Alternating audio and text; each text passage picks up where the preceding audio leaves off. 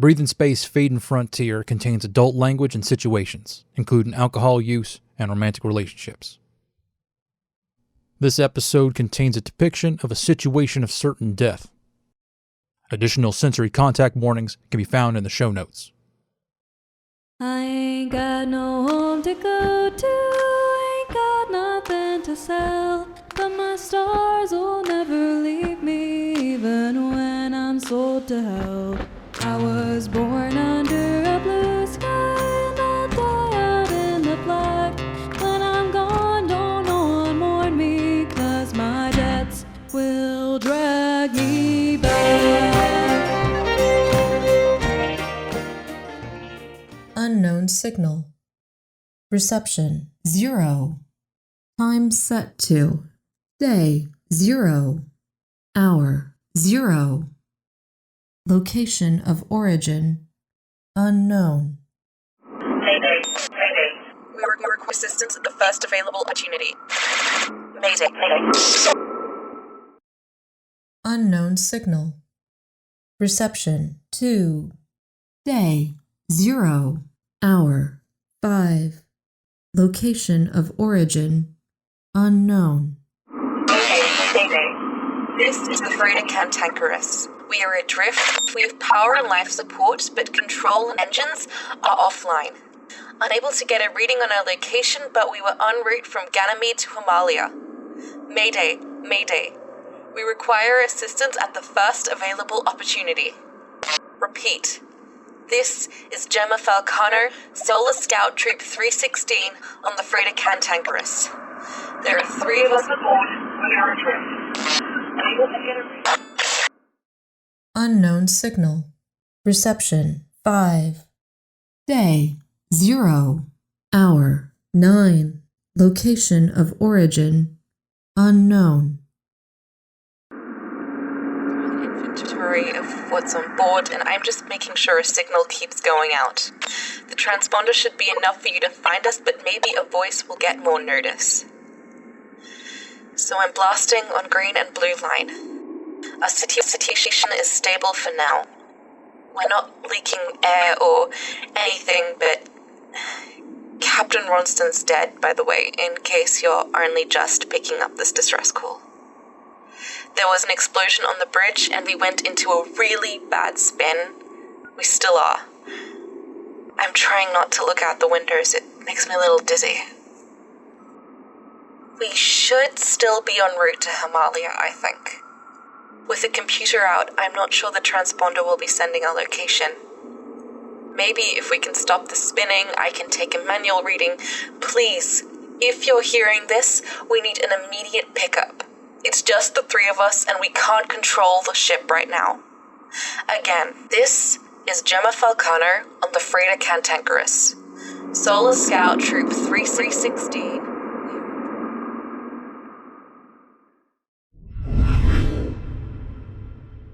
We are adrift. Need immediate assistance. Got it. Got what, Val? The main computer is toast, but I can hook this back up into some of the systems. Power control, maybe gyros and RCS. We should be able to get some stuff back online. That's awesome. You're a freaking wizard, gal. Once Ish finishes her inventory, we'll know where we stand. We're only a few hours burned from Ganymede. Surely somebody will be picking us up before long. I hope so, but better safe than sorry. Scouts never give up.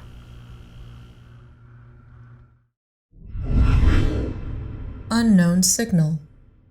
Reception 8. Day 1. Hour 13. Location of origin unknown. Someone is out there. Please send us a signal.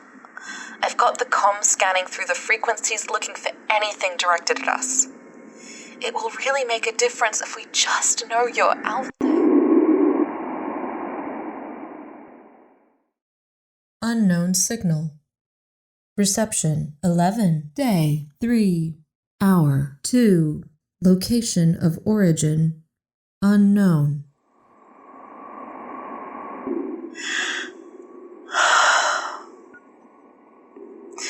Well, I've been transmitting for like 2 days solid with no response. I guess that makes it obvious that we're not getting one. I do think you're out there, but we can't act like help is on the way. We're Solar Scouts though, and Solar Scouts never give up. So, lifeboat protocol. Ish, take the mic. Nobody is listening. If they are, we need to do this by the book. Transmit and log the whole deal. Alright. To anyone listening, this is Ishana Diaz of Ganymede, Solar Scout Troop 316. As this ship was without crew in a disaster, leaving us with no other choice, we have taken command of the Cantankerous, a freighter flagged out of Tychus per the Ceres Accord, Article 10, Section 8 brackets, lifeboat situations, and Article 12, Section 2 brackets, salvage. The ship and all cargo may be subject to forfeiture if doing so increases the survival odds of those still aboard.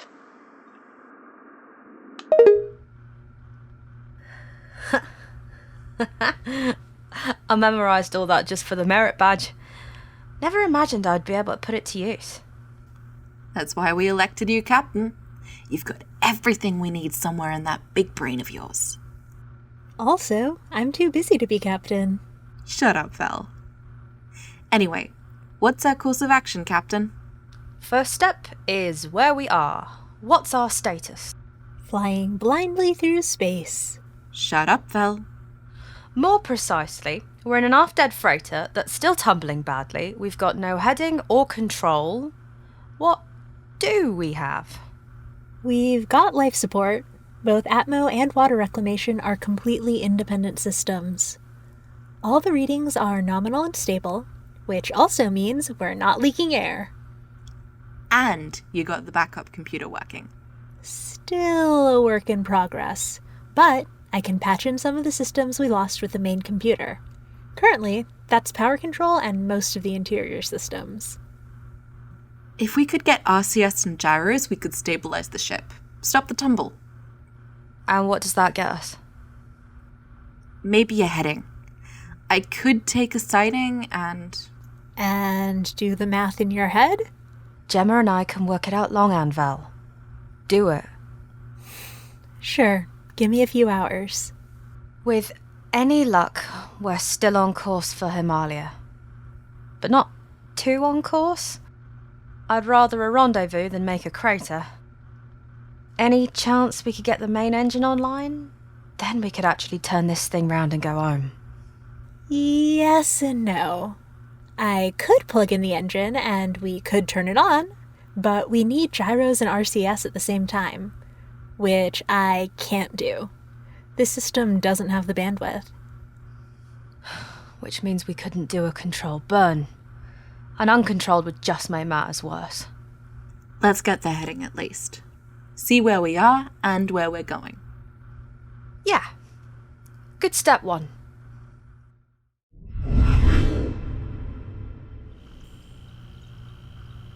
Bearing 193.533. That puts us off course by more than 5 degrees. I think. Ish and I did the maths, but even with the ship stable, I really thought I could do it manually, but it's a lot different than how I imagined. We'll miss Himalaya by a lot, and after that we just float around the Jovian system. Not headed toward anything interesting, just orbiting forever. Does sending that out really matter now? I don't care if anybody's there. The Blue Line system buffers into the ship's log. At least there will be a record of us. Sure, when some salvager finds our bones. Val, you're not helping. We're stranded, Ish. We're going to die. Not in the next 5 minutes. Not in the next 5 days. There's time for us to fix this. We're hurtling out of the system. We can't use the main engine, and without it, we can't fix our trajectory. Nobody is coming to save us. Val, I'll be in the galley. Ish, go talk to her. Say what? She's not wrong. Then don't talk. But go be there for her. What about you? I'll be okay for now. I'm just going to record some things. Alright, if you're sure. Go.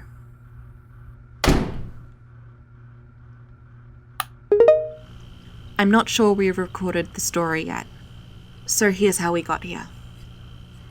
This was supposed to be our capstone trip for the Solar Scouts. Yeah, I know, it's kinda geeky, but it's fun.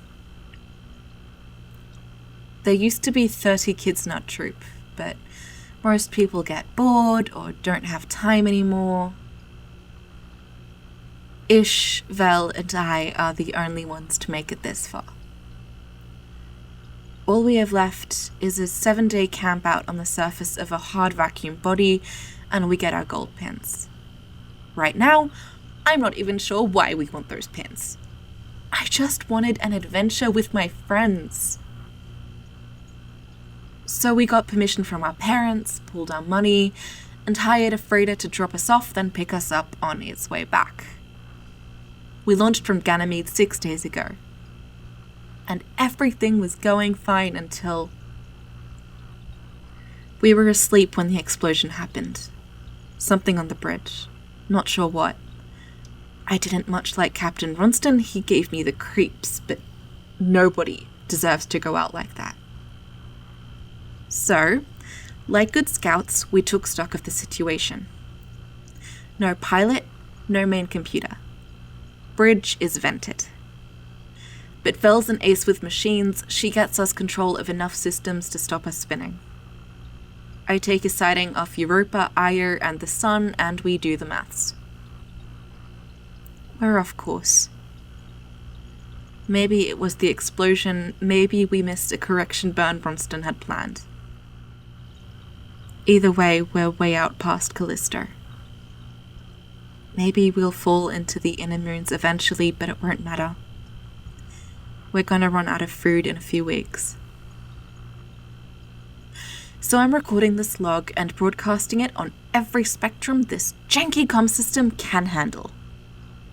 So that maybe someday, someone will know what happened to us.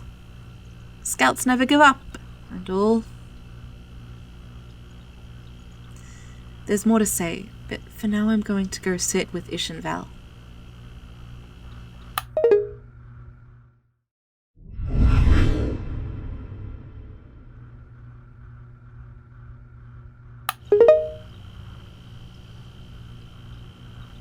I don't want to do this, Jem. I know, but you should do it anyway. Why? I don't care if some idiot 100 years from now knows who I was. Ignore the recorder. Just talk to me. What's your name? Jemma. Humor me. My name is Veliny Ashgrove. How'd we meet? In the Scouts. As comets. First meeting of Troop 316. I was terrified of meeting so many new people. I thought they'd all hate me. I just wanted to get through it and go home and never come back. Oh, Val. And out of nowhere, this redhead just runs up to me and says, "Hey, I'm Jemma. You want to be my friend?" And then you grabbed my hand and dragged me into the group. And so I went back the next week and the one after that. Okay, for anyone listening out there, I do not sound like that. We had some fun, right? Yeah, it was good. Especially the exo training. Spacesuits are just so cool, and getting to actually walk out in space, it's the only time in my life when there aren't walls all around me. It feels like freedom. Scared the crap out of me. Hey, Ish and I got you through, right? Barely. You know, we've got our suits and the camping gear. You could go out for a walk on the hull if you wanted. Yeah, maybe, but no. What? It's dumb. Tell me, you idiot. I'd rather stay with you and Ish right now. Being alone doesn't sound so good. I could go with. You just said how scared you were to spacewalk. I don't mean to be a downer. I just can't help but think about losing my grip. Floating off. Unable to get back. It'll be okay. Just hold on to me and I'll hold on to you. Let's go.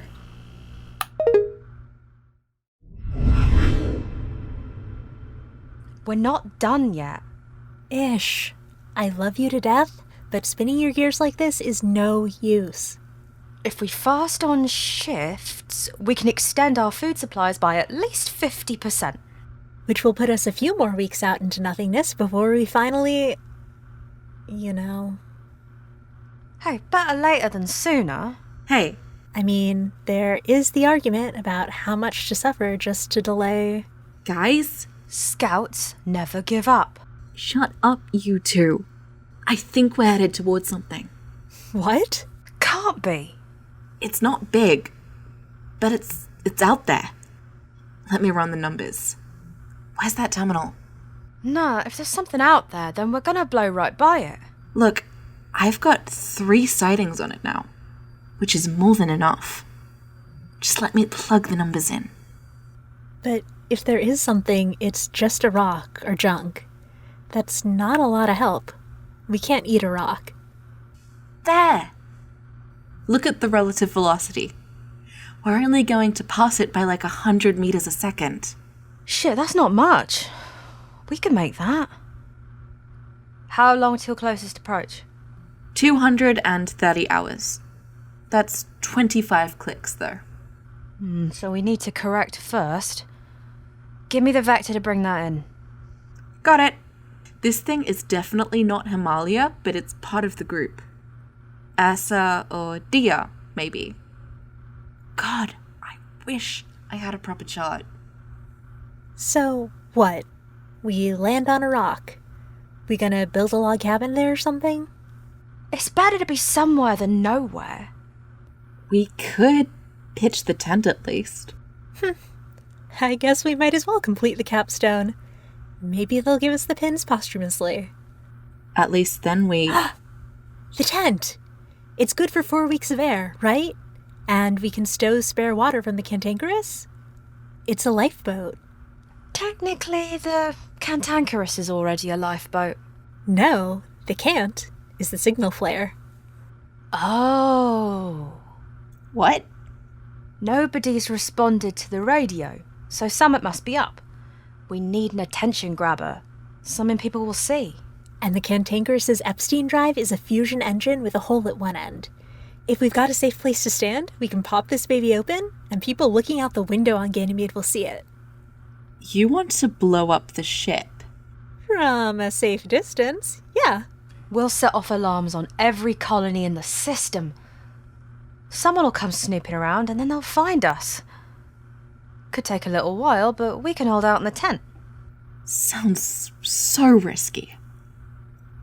What if we're not at a safe distance? What if people wait more than a few weeks for the debris to clear?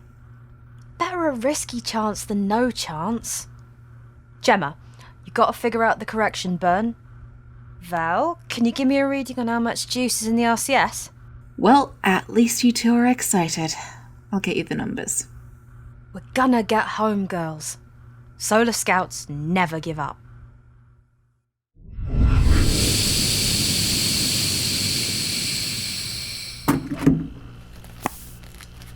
That fucking asshole! Who? Ronston, may the void eat his bones. Pretty much guaranteed of that. Slow down, what happened? So I've been clearing out the old. Dumping a couple of dozen tons of junk will make V-matching the rock cheaper. We don't have all that much RCS fuel. I know. That was a good idea. I was just expecting plastics or electronics or something.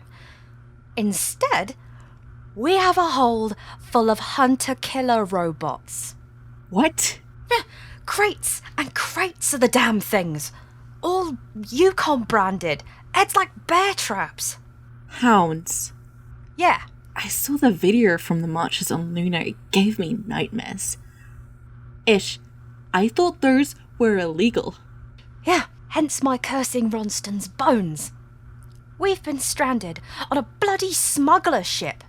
Hence the radio silence. Somebody with this kind of stuff in their hold is going to be paranoid. I bet the Blue Line radio is encrypted. And the transponder's scrambled. Fuck. Did you tell Val yet? Maybe now that we know, she can find a way around She was with me when I cracked open that first crate. She's already working on it. Okay, then let me get my suit. Jem, you don't have to. You said there were crates of them. I'm not gonna let you unload them all yourself. Let's get to work, Captain.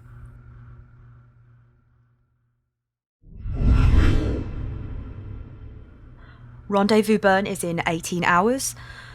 Is there anything you two can think of that we need to do before then? Ish.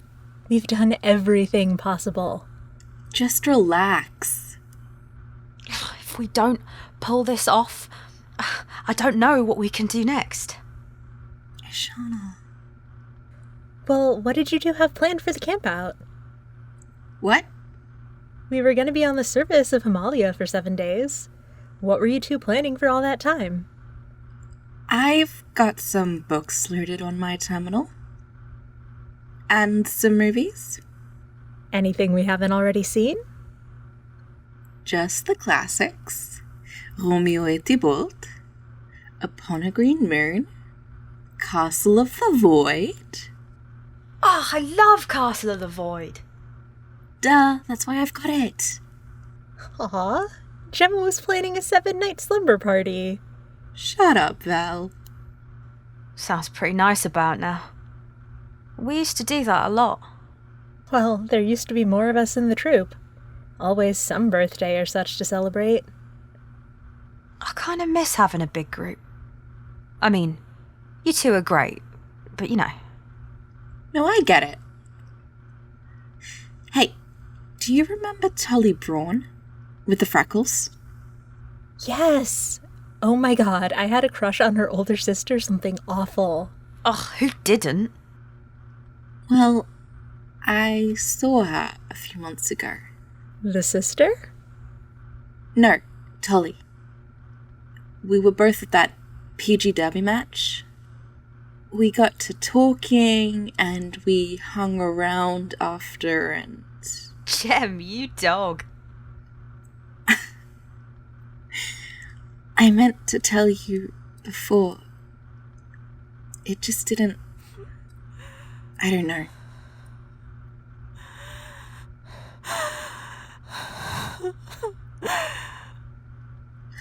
Val. Hey, it's alright, come here. I'm okay. I'm sorry, I shouldn't have said... No, it's fine. Really, it's just... As you were saying...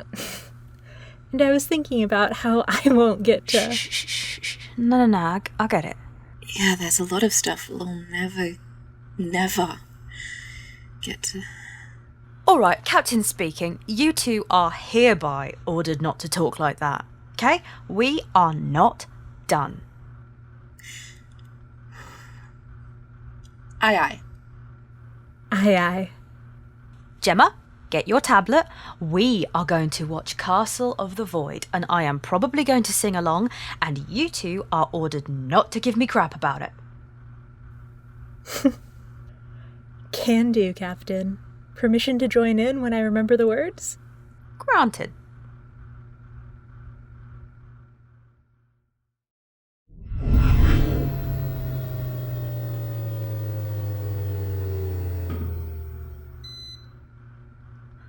Relative velocity. Well, not 0, but damn close. And we've got 2% RCS fuel remaining? One way or another, we're here, and we're not going anywhere else in an hurry. It's not much, but it's home? God, I hope not. It's a 2-kilometre-long, cigar-shaped moonlet. Doesn't even have appreciable gravity. But it's better to be somewhere than nowhere. Jemma, find us a spot to pitch the tent. Can do. We'll need to start moving over supplies. I've got a list of what will fit in the shelter. I mean, we might as well bring everything we can get out of the Cantankerous. Anything that won't fit, we can lash to the surface with pittons. Never know what might come in handy. Ish. Look at this landing site near the longitudinal equator. The what? Near the middle. Right there. Is that ice or something? Maybe. It's definitely reflective. Survey marker? Not an active one. You'd see running lights. And it's too big. I reckon we need a better look. I don't want to bring the cant in closer. Vel, get your helmet. We're going to go take a look. Aye, aye. Jemma, you think you can hold down the ship for a little while? As long as you two play it safe out there. Course. Didn't come this far to get sloppy. Let's go, Captain.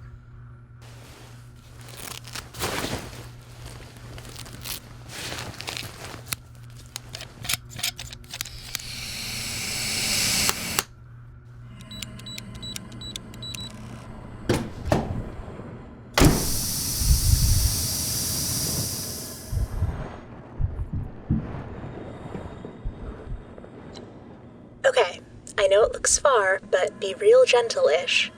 Plant your feet on the hull and push off just a bit, with your ankles only, not your whole body. Just as hard as you push off is how hard you're going to hit the other side, so take it easy. No problem. Got it. Yes! Closest thing to flying. Vel, will you please stop spinning like that? Sorry. Bloody hell, that's a big, thing? Regular shaped. Can't be natural. Damn right, it's got paint on it. Look at the end there. That's red. That's a ship. It is. Jemma, you hear that? You're shitting me. This thing's a museum piece. Look at those engine bells. It's liquid fueled. It's gotta be 100 years old then. 120. This is a Jovian surveyor. They sent dozens of them through the system looking for spots to set colonies, stations, mines. What are you doing out here, girl? Huh. Not locked. I don't think anyone's home. Yeah, no atmo inside. These door seals are bone dry. I don't think they were designed to last this long. Oh, consoles all look good. Thank God it really is empty. I was half scared we'd find a spacesuit with a skeleton inside it. That would make a good story, though. I think we've got a good enough story already. Everything in here looks fine. Why was this abandoned out here? Easy. Look at the gauges. Fuel tank's empty. Yeah, after 120 years. No, these old things always read the last position before power was cut. This girl was landed here and just didn't have enough juice to get home. What happened to the crew? Rescued, maybe? God, I hope so. There were plenty of other surveyors out then. They could have caught a ride home. Guess it wasn't worth coming back for this old wreck. I wonder if she'd fire up. Come on now, Captain. We've already got a plan. You can't expect us to fly this hunk of junk home. Oh, surveyors are dead simple to fly. They're built like tanks. She's out of gas. We can make fuel. Simple stuff. H2 and O2. The Cant's Atmo processor can make that all day. Well, we can at least fire up the electric fuel cells. Give her some power, see if she turns on. Right, Jemma, make us some fuel then.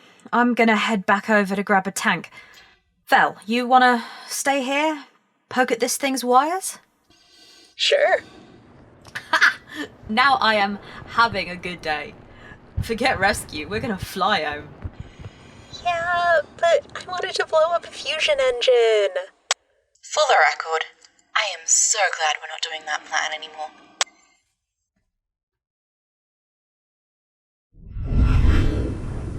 Okay. H2 is going in, fuel cells primed. Think we're ready to turn her on? The electrics on this thing are basic as hell. I don't know the controls, but I wired my terminal into the main bus. I'm pretty sure if we flip the switch, nothing's gonna explode. Yeah, do it. Jemma, how are things on the can? All good. I'm on the edge of my seat. We've got power. System checks are good. Memory banks, astrogation computer, life support alarms all over the board, communications. Hello. What? The phone's ringing. Let me, patch in the call.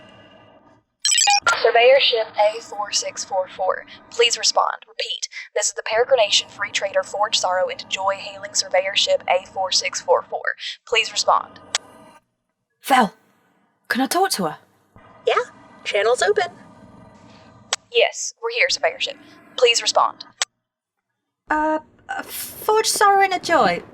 This is Ishana Diaz, the Solar Scout Troop 316, and I guess the surveyor ship A4644. Also the freighter Cantankerous. Hang on, does that make me a flag officer? Captain Diaz, we are very glad to have made contact with you. Can I inquire as to the status of your crew? Jemma Falcano reporting. I'm here. Me too. Veliny Ashgrove. We're all fine, Forge. Please hold on a moment. Troop 316. I just need to... Just don't go anywhere and keep the channel open. How the hell were they on the horn so quickly? It's like they were expecting us.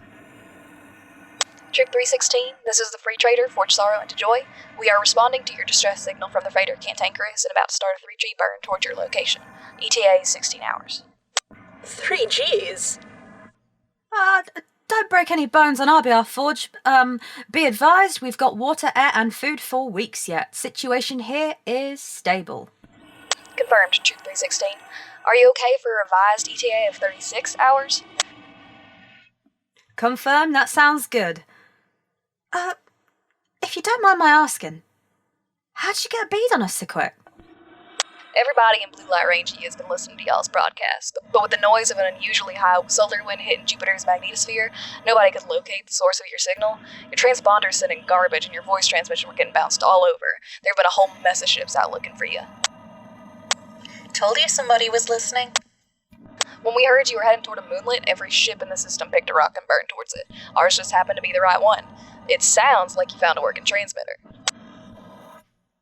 It's a Jovian surveyor. Stranded here just like us. Forge, this is Jemma Falcano. Have you called back to Ganymede yet? My captain's on the white line to them right now. They're rounding up y'all's parents. Tell them. Thanks. We're about to start our burn. Troop 316. The line is open now, so you can reach us if you need to. Thank you, Forge. We'll see you in 36 hours. So, sounds like we've got some time to kill. Jemma, get your helmet on. Captain? Vel, babysit the surveyor. I'm gonna go back to the camp to help Jemma grab the gear. We've got 36 hours. We are going to pitch that tent, finish our capstone, and get those damn pins. Hi, Captain. Hi, Captain.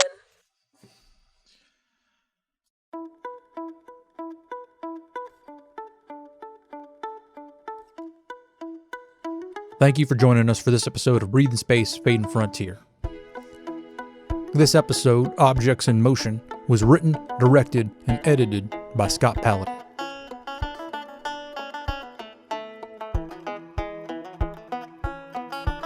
Jemma Falcano was voiced by Sarah. Veliny Ashgrove was voiced by Alyssa. Ishana Diaz was voiced by Izzy Trevellian. Evie Yurisdottir was voiced by Jeremiah. with additional voice work by Ariel Click.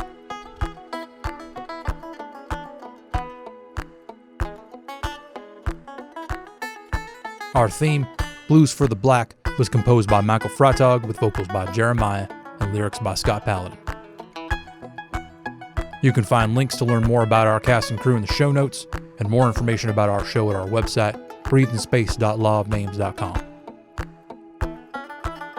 Breathe in Space, Fate and Frontier is a Law of Names production.